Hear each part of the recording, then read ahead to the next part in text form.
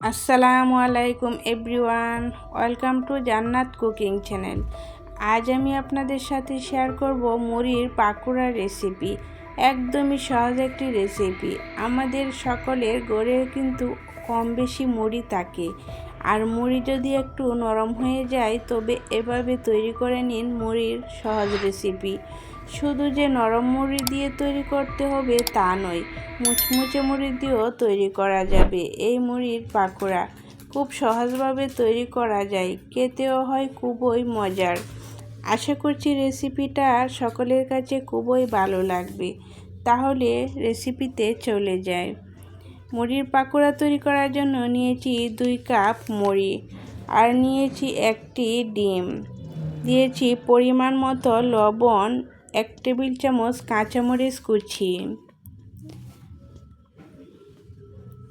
আর এখানে দিয়ে দিচ্ছি 1 চামচ গরম মশলা গুঁড়া, দিয়ে দিচ্ছি হাফ কাপ পেঁয়াজ কুচি। পেঁয়াজ কুচিটা একটু বেশি করে দিয়েছি। আর দিয়ে দিচ্ছি 1 চামচ আদা রসুন বাটা।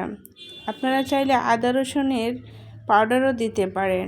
দিয়েছি হাফ চামচ ধনিয়া গুঁড়া। এখন সবগুলো উপকরণ একসঙ্গে মুড়ির সাথে মিশিয়ে নেব। খুব ভালো করে মিশাতে হবে যাতে প্রতিটা উপকরণ মুড়ির সাথে ভালোভাবে মিশে যায়।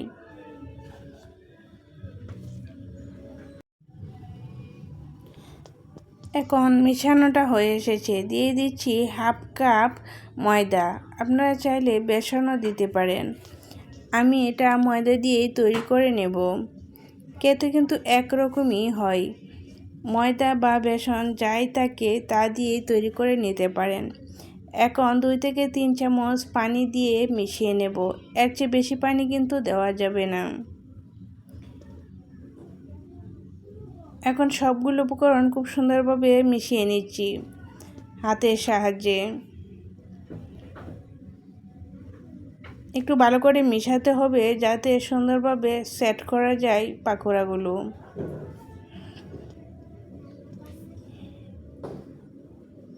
মিশানোটা হয়ে এসেছে। আমি হাতটা পরিষ্কার করে হাতের মধ্যে তেল লাগিয়ে অল্প অল্প মুড়ির ব্যাটার নিয়ে পাকোড়া শেপ দিয়ে নিচ্ছি।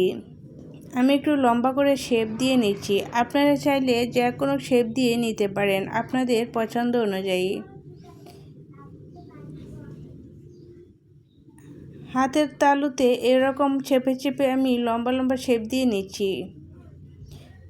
খুবই সহজ একটি রেসিপি। আপনারা চাইলে যে কোনো ধরনের শেপ দিয়ে নিতে পারেন, গোল, লম্বা বা চ্যাপ্টা, যে কোনো রকম শেপ দিয়ে তৈরি করে নিতে পারেন। এরকম করে আমি সবগুলো পাকোড়া তৈরি করে নিয়েছি।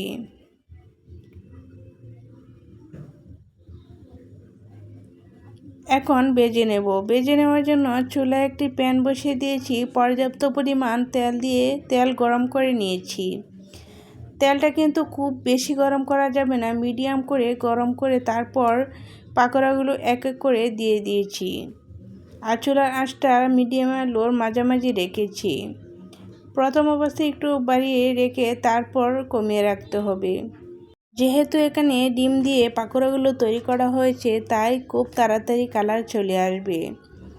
কিছুক্ষণ হয়ে যাওয়ার পর চুলার আঁচটা লো আর মিডিয়ামের মাঝামাঝি রাখতে হবে, তা না হলে উপর দিক দিয়ে কালার চলে আসবে, ভিতরে খুব হবে না খুব ভালো করে।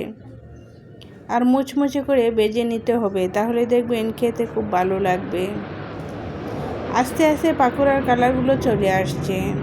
বারে বারে উলটপালট করে ভেজে নিতে হবে চতুর্দিক দিয়ে যাতে সমান কালার আসে।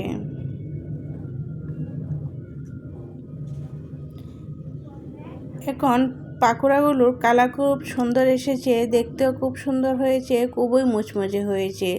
তেল জড়িয়ে নামিয়ে নিচ্ছি। সেম প্রসেসে সবগুলো পাকোড়া আমি ভেজে নিচ্ছি। পাকোড়াগুলো ভাজা হয়ে এসেছে, দেখেন কতটা সুন্দর হয়েছে আর খুবই লোভনীয় হয়েছে। খেতে কিন্তু অনেক মজার হয়েছে।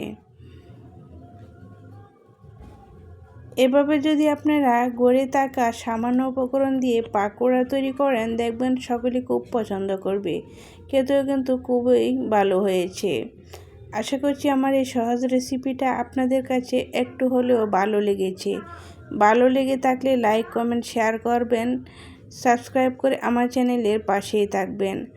আর রেসিপির জন্য কোনো প্রশ্ন থাকলে কমেন্ট বক্সে কমেন্ট করে জানাতে পারেন। চেষ্টা করব সবগুলো কমেন্টের রিপ্লাই দিতে।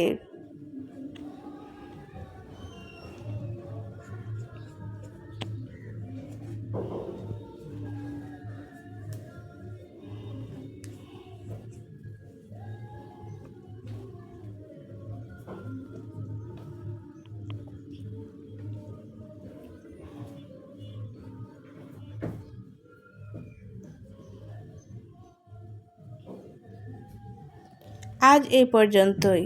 সকলে ভালো থাকেন। আল্লাহ হাফেজ।